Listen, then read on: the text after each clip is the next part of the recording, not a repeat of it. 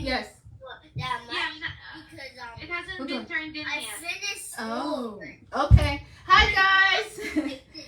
It's your girl Sharita, the Behavior and Learning Strategist, coming at you from the Morgan Unlimited Growth Institute, where you can find solutions for your child's behavior and learning challenges.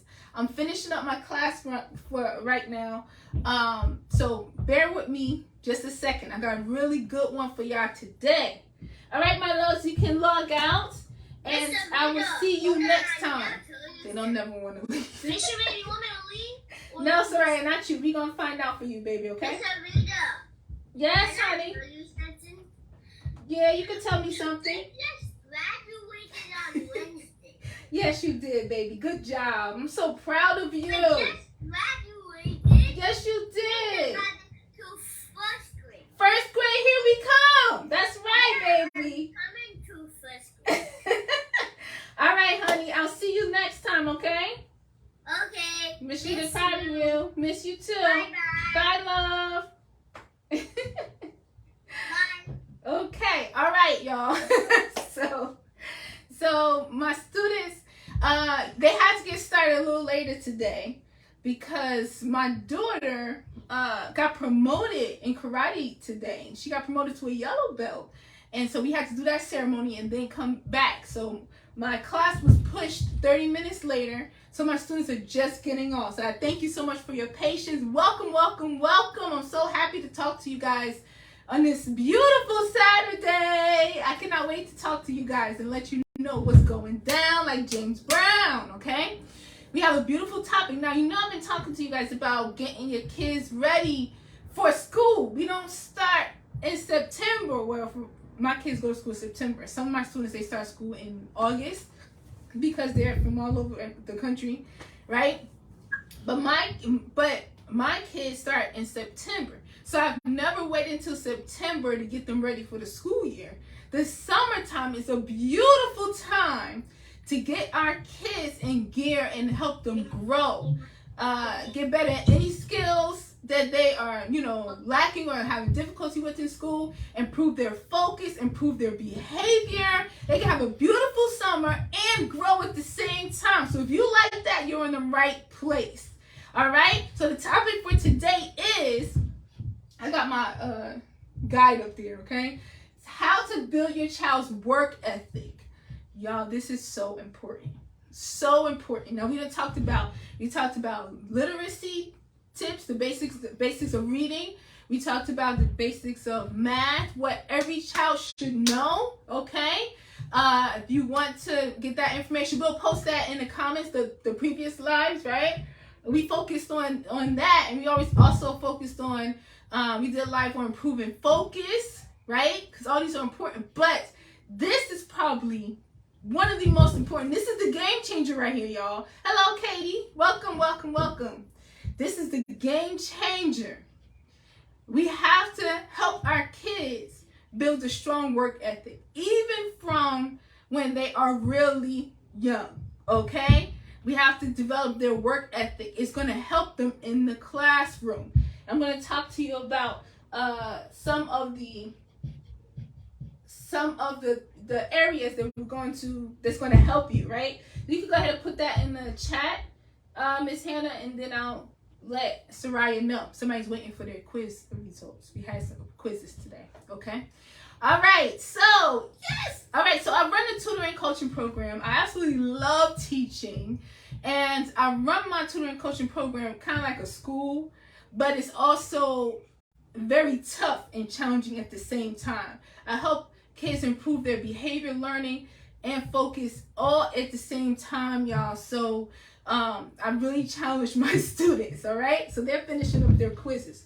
Okay, so does your child, think about it, if your child has a hard time sitting down and writing when they want to write, if you try to get them to do chores, they don't listen, you have to stay on top of them, you know what I mean, to do their chores, or they don't really do a good job. When it's time for them to do their schoolwork, they don't put effort into it, right? This is why we have to build a strong work ethic from when they are small. And I start doing this in my teaching and coaching my students when they are young. They have to be at least 4 years old to start in my program.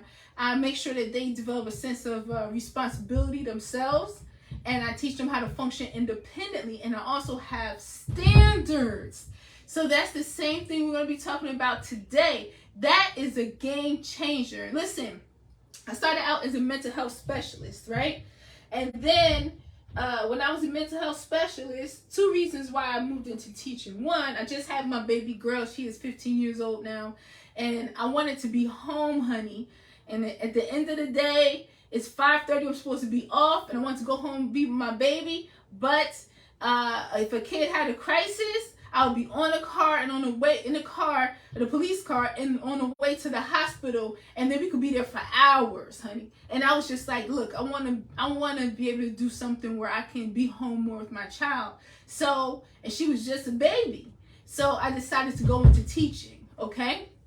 That's number one. The other reason I decided to go into teaching is because we helped kids improve their behavior and social skills, right?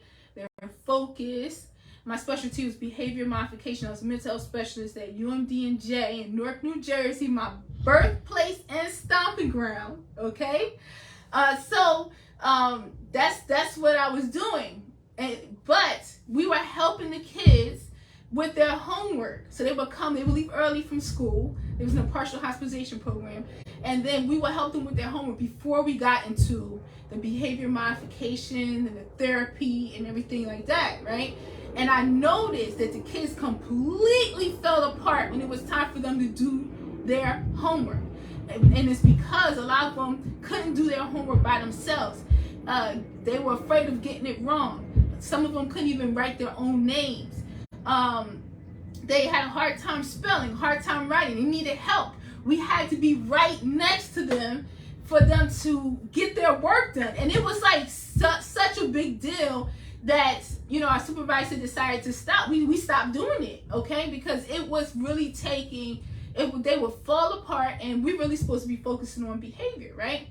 But I was like, you know what? I think that there's a link between kids acting up in the school and their inability to do the work on their own or be successful, right? If the kids are in school and they are reading below grade level, and they need help all the time, and they can't do it by themselves, and they don't feel good and excited about going into the classroom and ready to take on the next challenge, raise their hand because they know they got the answer. If they don't feel like that every single day, what are they going to school for, honey? All right? So I understood that kids, I saw them fall apart. I've seen kids, I've been working with kids for years, okay? Over 15 years. I've seen kids fall apart or start a fight with a kid sitting next to them, or get disrespectful with a teacher. All of that because there was a test coming up. It was almost time for a test. And it was like clockwork. Y'all feel me? So I was just like, you know what? There's a link. And I need to get in the classroom, because what I want to do is help improve their behavior and focus like I've been doing, but also teach them how to read, teach them how to write, teach them how to spell, teach them how to do math, teach them to, help them be excited about learning, but improve their behavior at the same time. So that's exactly what I did. As a substitute teacher, I was moving from place to place, school to school. That ain't no kind of life you want, okay? All right? Nobody wants to be a substitute teacher. Let me know. I mean, if there's some substitute teachers here today hanging with us, and you love being a substitute teacher, put it in the comment section. But for me, from my experience, that ain't no kind of life you want to have, okay? Because the kids don't know you. You don't know the kids. You got to go in there like asserting yourself, or they'll run all over you because they don't know you and you just a substitute teacher, right? Right? So I was so excited when hello Jacqueline, welcome. I was so excited when I was able to get a classroom for an entire year. And I was like a kid at Kenny Store. I was so excited. I felt so privileged. I was like, yes. I'm like, what do you want me to accomplish in this classroom? And then the principal was like, just keep them in the classroom, because they was running out of the classroom. They were fighting. They were throwing chairs. They were cursing. You know what I mean? They wasn't doing any work, right? But I did more than that. Let me see. Do we have her quiz? I still can see it, Miss Sharita. Can't see it. So, sweetie, you got to redo it and resubmit because it's not there. Okay? I'm not sure what happened when you submitted it. So go ahead and do that tonight, and then go ahead and let me know. I'll actually call you and your mother after I finish the live. Okay, baby girl? Okay. Good job today. I'm proud of you. Thank you. You're welcome. Bye. Bye. Multitasking. Right? So what I did was I created a behavior modification system in the classroom. Okay? So the kids, when they came, and I spent the whole night until dark. It was dark, and I was still in there creating everything from scratch. And when they came back, I let them know there's a new sheriff in town, okay? And this is how it's going to be from now on. So you put that structure in place, and it was a lot of work because they wasn't used to that. And it was a special education classroom, and I didn't focus on their IEPs or their ADHD or nothing like that. I had very high standards, and they started reading, they started doing their work, they started behaving, they started following directions, they improved their focus, and reading. A couple of them started reading on grade level, more than a couple, I'm being a little modest. And then one student transitioned out of special education into the general education classroom, and that's been my mission ever since, okay? So that's a little background on me, all right? And what, in case you don't know me, okay? And why I'm here, why I do what I do, all right? Because I love kids, all right? All right, and then also, if you have any questions after this live, then come see me in the Zoom room. It's the Zoom after party, all right? We'll give you the link. Go ahead and message us, and we'll send you a link, and we'll talk after this, all right? So let's get into the how to build your child's work ethic topic of the day, all right? Number one, this is backwards, y'all. Y'all can't really see that, can you? Because I was in the middle of my students, dismissing my students, my babies, and then I forgot to turn the camera around. So I'm looking at you, you looking at me, we just gonna get it in, all right? I'll let you know what's up here. First one is they have to contribute to the household. This is very important. Listen, this is one of the Morgan Unlimited Growth Institute success rules that all my students must know. They must know. And the first one is arrive on time and prepare for success. Take responsibility for my actions. Always do my best. Accomplish my goals. Respect my elders. Encourage my peers, and contribute to the household and classroom. They must do it. I noticed that there's also a link between kids who don't really have chores or don't have standards with chores. That the way that they do chores, a lot of times is the way they do their schoolwork.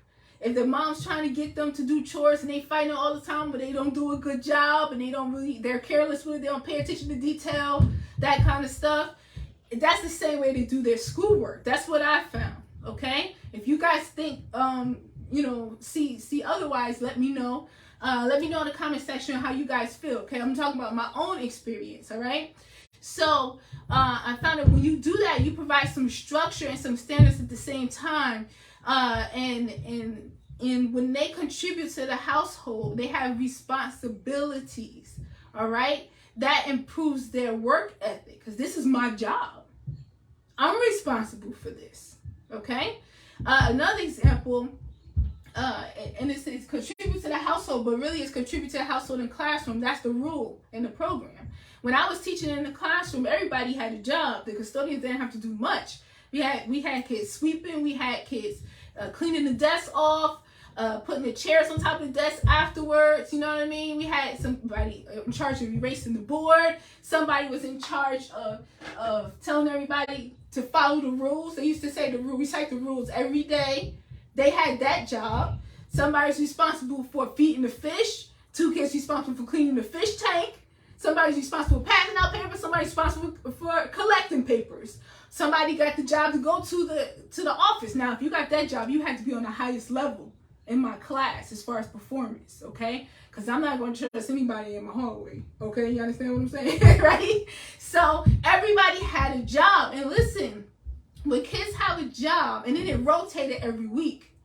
So kids, if you didn't do a good job when it was your turn to do this job, because you didn't really like this one, but you really want to get the job to feed the fish, but you didn't do a good job here, you're going to get skipped. So they felt a sense of responsibility, belongingness in the classroom, and belonging. They really got into it, and they took pride in it. And our classroom looked great. And if Miss Sharita was absent, okay, but that's my name now. I wasn't back in there. I used my last name. But if I was absent, the substitute teacher used to write to me, "Your class is amazing. If you ever need a substitute teacher, here's my cell phone number, honey. Call me. Don't go through the system. Call me." And here I'm a substitute teacher too, but I was just a permanent substitute teacher for the year. You understand? Because the kids ran the classroom. Substitute teacher didn't have to do much. You hear me? So make sure that they contribute to the classroom, and you set it up so that everybody knows what they have to do. You have standards for how they need to do it, and it functions by itself. It runs by itself, okay? That's how we're teaching our kids to function independently. So that first one, contribute to the classroom, is really important. Now, I just want to say real quick, anybody have one of these? Man, the kids love these, okay? A pointer. Get a whiteboard in your house. I have several, okay? On these pointers and stuff, the kids, they can learn and they can study on the whiteboard and they can be the teacher, all right? So I just threw that in there real quick. All right, next, number 2. Have standards for their work, okay? So this is if they have class homework, classwork to do, but also chores. By using "I want" statements. I always tell moms this, okay? So you have to say, okay, this is how, and I'm going to use the example for, my students when they submit their work to me. Then I'll say, all right, so check your paper before you hand it in. I want your name at the top left. I want your date at the top right, okay? I need your writing to be neat. I want capital letters at the beginning of each sentence. I want a period at the end of each sentence if it needs a period, okay? If it needs a question mark, make sure it's a question mark, okay? I want you to skip 2 lines. After you write your name and date, I want you to skip 2 lines and then begin writing.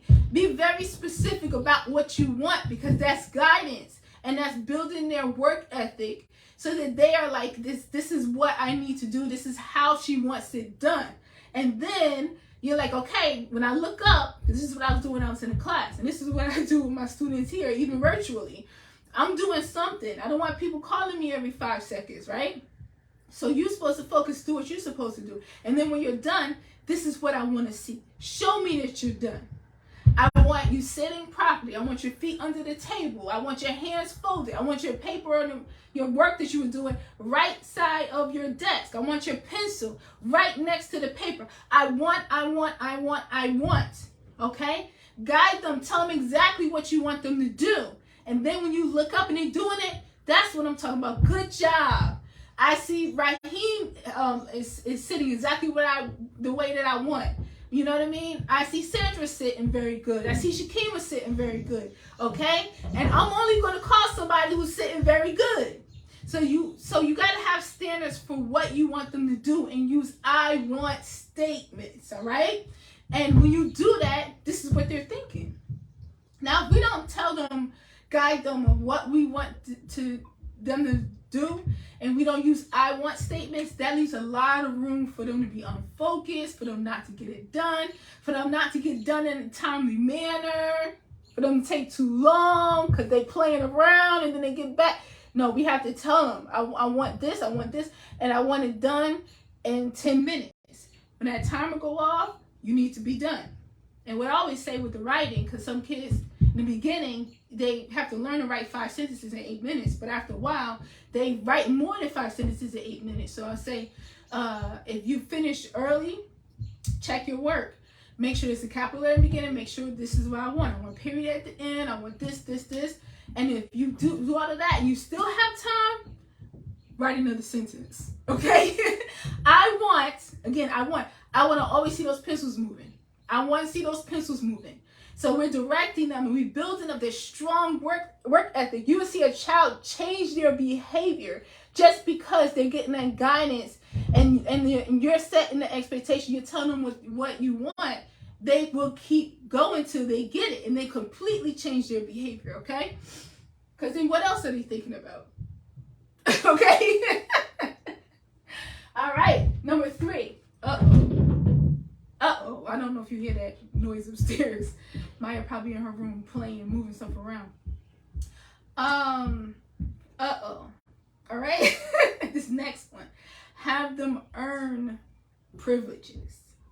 Listen, I talk to moms and dads, and they complain about the same thing. They want to play with their phone all the time. They want to be on their tablet. You know what I mean? When it's time to or watch TV, right?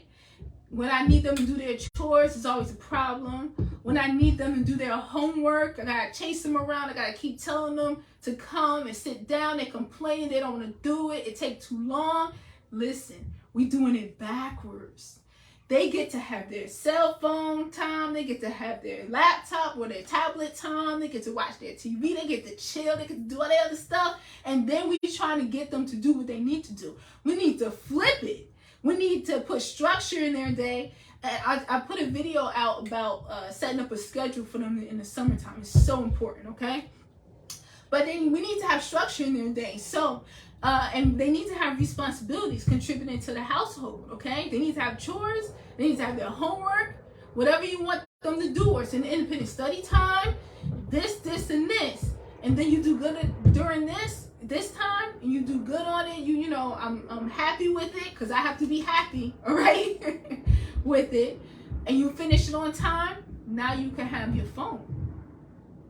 Now you can have your tablet. Now you can watch TV for this amount of time. Put that structure in there and let them know.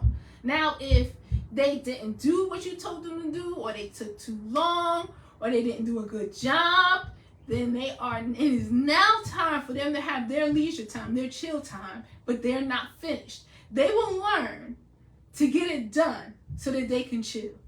Even if in the beginning they fight you, because that's what kids will do. They will fight you in the beginning and just not do it, or complain and cry, or act like they can't do it. But that's normal. That's what kids do. So that we start to feel it's not going to work. Don't feel like that. They need this structure. They're going to fight at first, but then after a while, when the dust clears, next thing you know, they're getting stuff done fast. They're concentrating. They're focusing and doing what they're supposed to do, because you put the structure in place. And they finally figured out, this is now a privilege. And if I want to do this, I have to do this first. Okay?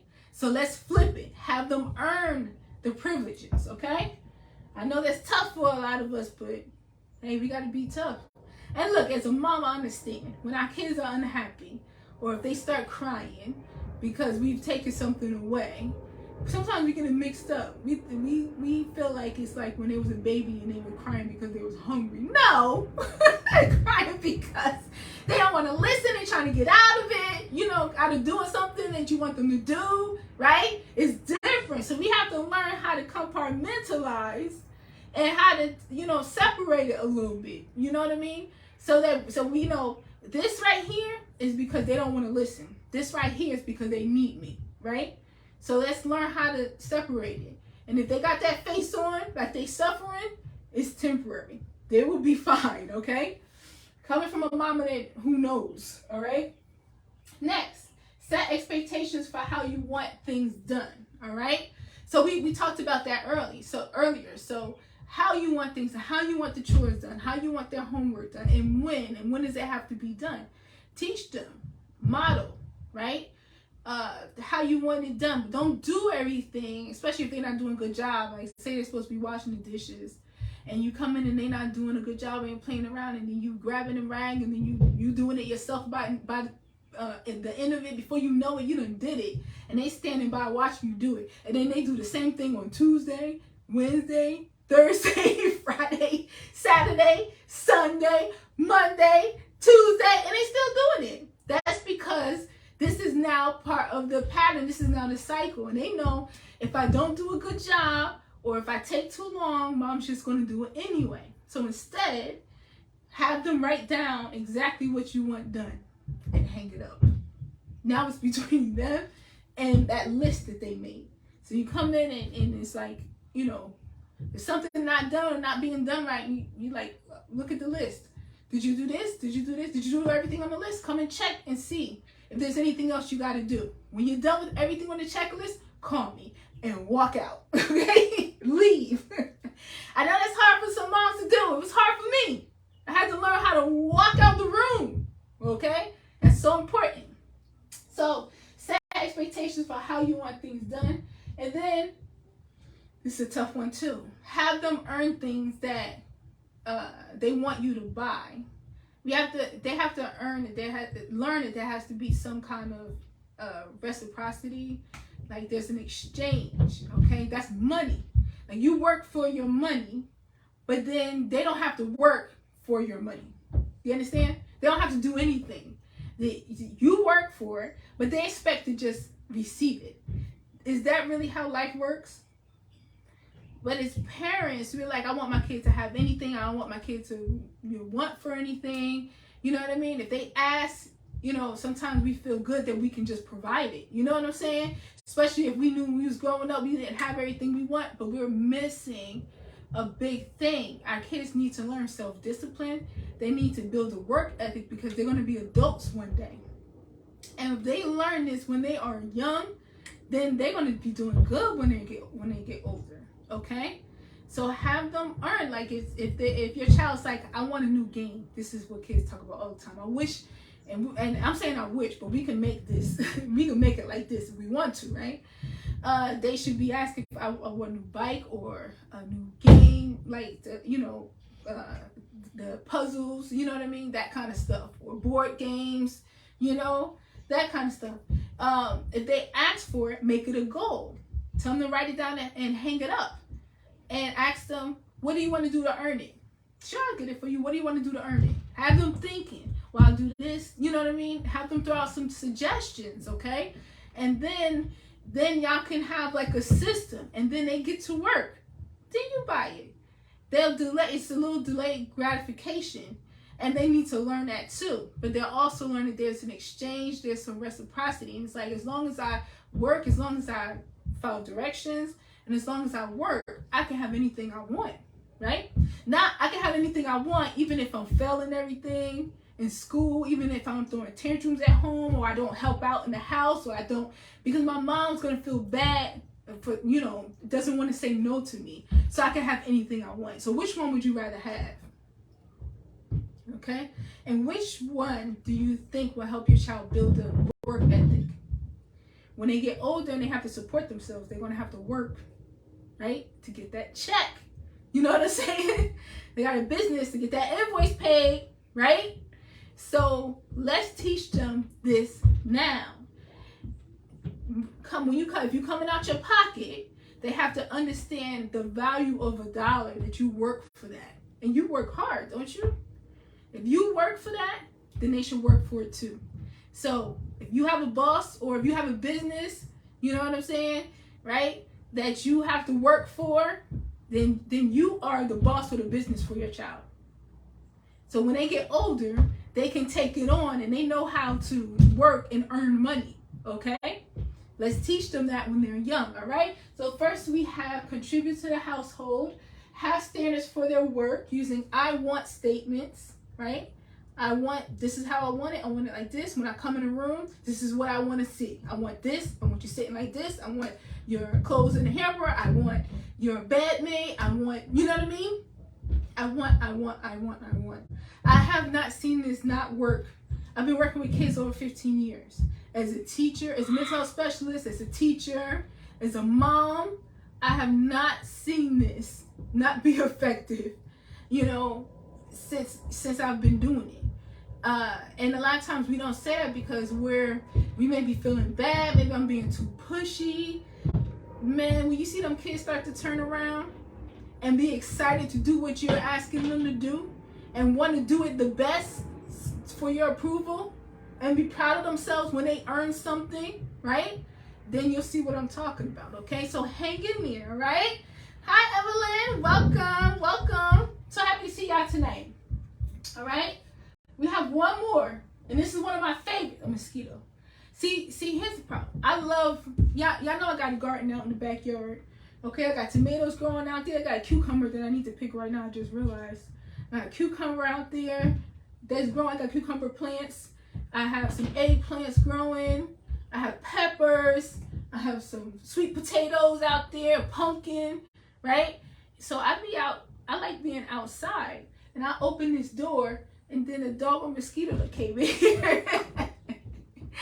So if I get bit, I done left the door open, y'all. All right? Just want to remind you really quickly, before we do the last one, my summer program starts officially next week. Okay? I'm very excited about this summer program, even though my students have been starting early because I could not wait. So I was just like, to the moms in my program, I was just like, I'll start early.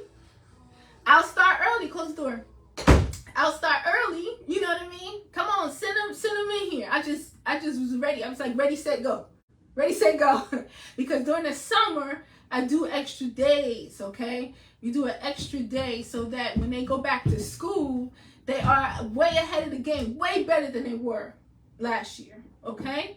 So the way that I'm doing it this year is I'm doing 2 weeks of math and 2 weeks of literacy. 2 weeks of math and 2 weeks I'm alternating. So we can really go deep into one subject at a time. And man, I'm telling you, what I've been seeing has been very effective. We only done 1 week. I cannot wait till next week, okay? So yes, I'm excited about it, but let me get back to what we're talking about here. So if you're looking for a tutor, but I'm not just a tutor, I'm a coach, I will improve your child's learning, literacy, and math. I will teach them how to read, okay? I will teach them how to spell and above their grade level, okay? And I will teach them how to do math, okay? And then stuff that I feel like they should know by this age, by this grade, that they never mastered, that's holding them back. That's what I look for. So I do that, and then I also challenge them above their grade level. So it's going down. It's going down, okay? I am tough, but I love my students, and they love me too, okay? Now, if you are looking for a tutor, but somebody that's going to help improve that focus and behavior, also, and be there, but also be tough on your kids, holla at me, okay? But send me a message, all right? Or go to growthinstitute.mykajabi.com so you can get all the information, and click on programs and fees, program services and fees, so you can see in the, when you get those 3 lines at the top, the menu, so you can see what's going on for the summer program, and book you a free consultation so I can do an assessment on your child and let you know where they are and find out what you want them to accomplish and then make it happen, all right? So again, that's growthinstitute.mykajabi.com. If you have any more questions about that, send me a message, and then we'll send you a link and we'll meet in Zoom afterwards, all right? All right, so let's review how to build your child's work ethic. 1, have them contribute to the household. 2, make sure that you have standards for their work using I want statements. Number 3, have them earn privileges. They have to do their homework and do a good job on it, right? Do their chores and whatever else you want them to do before they get their phone and their iPad time. All that's they could be on their phone all day. That's very unproductive. For us, we got to put the phone down and put it upstairs sometimes so we don't worry about it and focus on getting some stuff done, be productive. So we can't let our kids run amok with a phone. You know what I'm saying? We know better than that. They get upset because we structuring it. Well, we got to do our job as parents. You know what I mean? So if you feel it, if you doubt yourself, I'm telling you right now, don't doubt yourself. Believe in yourself. Trust your mom's intuition, right? And do what you feel is best. All right? And I got your back, all right? So I'm telling you, you good. You got this, okay? Next one is set expectations for how you want things done. Set high expectations. Don't accept them not doing a good job and then saying, oh, it's because this is hard for them. We got to get that language out. Or it's hard for them to focus. We got to get that language out. I never talk to students like that, and I don't let them talk like that in my program, okay? Set those expectations and watch your child rise to your expectations, okay? So how you want it done. Don't accept anything less than what you want your child to accomplish and what you believe they can accomplish, Okay? Don't drown out all the noise on the outside, because I never believe, if any kid come across me, I never believe that they won't be able to accomplish their goals. I never believe that, and we keep working until they do. All right? Next, have them earn what you buy for them. If they want you to spend that money, then they're going to have to do something for you to spend that money. Okay? All right? Let's teach them that down. All right? That mess ain't free. And then the last one. Oh, boy. This is one of my favorites. The last one is have them write. Now, what does writing have to do? Oh, my goodness. When your child begins writing, first of all, if they sitting down and they have a pen or pencil in their hand and they're writing, they're paying attention to detail, and they have to write neatly, and they have to write it a certain way. They have to get it done in a certain time, you know what I mean? Within a certain time. That's already building their work ethic, that's building their focus, okay? But you can have your child write, not just write a paper, but also have them write to take responsibility for their actions. Write about what happened. Why did you make that choice? How do you feel about the choice you made? What do you think you should have done instead? What will you do next time? What should you do now to make it right? You know how many kids I've helped grow their thinking and mindset because they have written about their growth, what they had to, their choices, the mistakes they've made, what they should have done, how they were improved. They figured it out themselves. I'm not telling them. They figure it out themselves, and they grow and grow each time. No, they don't like sitting down and writing, but they need that pause. They need to get on there and start writing. You understand what I'm saying? And after a while, they stop fighting and they start to think better, okay? But have them write, because in school, a lot of schools, and this what I'm seeing, kids are writing less and less. And it's very, we have a lot of technology now, so they don't even really have to write much, okay? But I'm finding when kids come to my program that their writing needs a lot of work. I mean, basics. So if your child is losing out on that, get them to do it at home so that they get used to sitting down and doing work in the classroom. If the teacher wants your child to work, but they're not used to working, it's not going to work out. I just used that word work 3 times, didn't I? It's not going to work out. They have to build up that muscle. They have to build up that work ethic. When the teacher gives them an assignment, they're not hemming and hawing and saying, oh man, what I got to do this? Can somebody help me? No, because they are used to writing. They are used to having a pen or a pencil in their hands. They're used to having their notebook ready and getting all their materials themselves, putting it down, and then getting ready and writing it the way they're supposed to write. Okay? They're used to thinking. They're used to brainstorming. They're used to figuring it out and writing about it. So if you want to build a strong work ethic, we have to focus here first, growing their mindset and having them become accountable for their actions.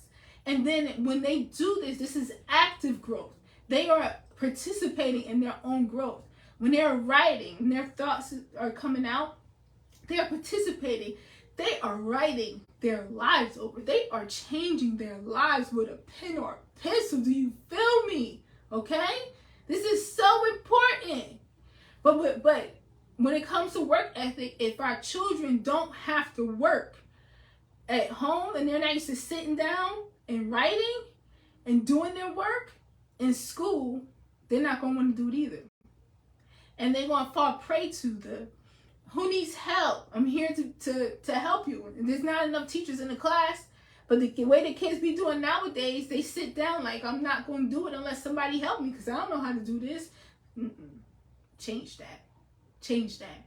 As soon as the teacher gives an assignment, you already on it. You already halfway done. When I look up, you need to be done. Where are you at? You moving a little too slow. Let's go, move it along. When I come back, you need to be done. And with my students, okay, and my kids too, if they have a worksheet where there's questions on it, they have to write the title and they have to write the questions and the answers, okay? And there's a lot that I do with the writing and stuff to make sure it's thorough, that helps improve their reading comprehension, that goes along with that too.